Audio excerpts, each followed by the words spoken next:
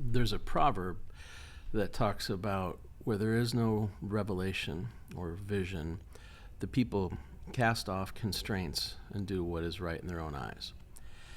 And I've been thinking about vision, and I've been watching it when I see the people who have clarity of vision and a price they're willing to pay to respond to that vision.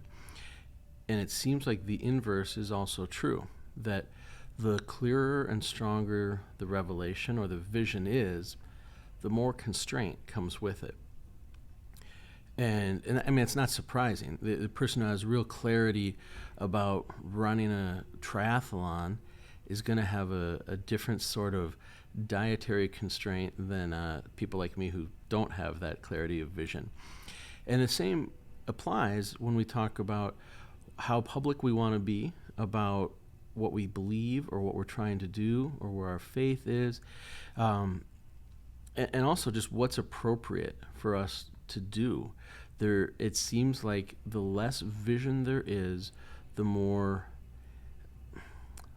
licentious liberty there is. There's a tremendous amount of freedom to have in pursuit of a clear purpose and vision, and there's freedom from drama, there's freedom from distraction, and there is just an abundance of joy when a person can say that their boundaries have fallen in good places, that they don't have to deal with the friction of yes and no in places where once they're clear on what their yeses and their nos are, they go forward with real efficiency.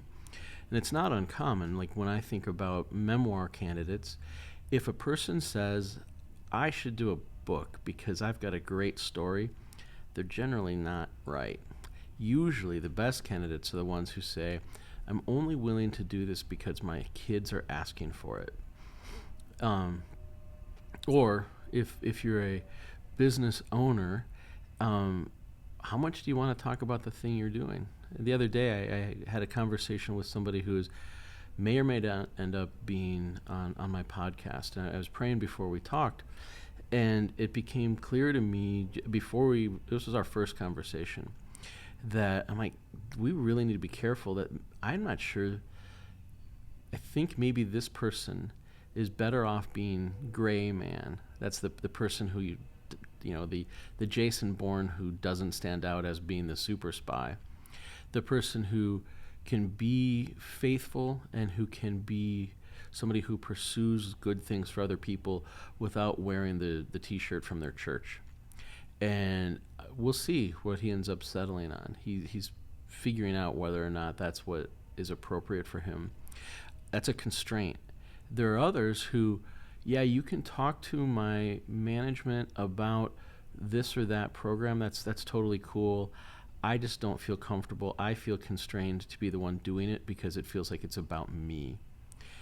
I think anything we say yes to that's of value tends to come with no's about other things. And the clearer we get on the yeses, the more no's happen. And I think that's part of the burden of genuine leadership. It happens to show up with clarity in my observations in faith-based people, but I think it shows up with anybody who is serious about where they're going, kind of in anything.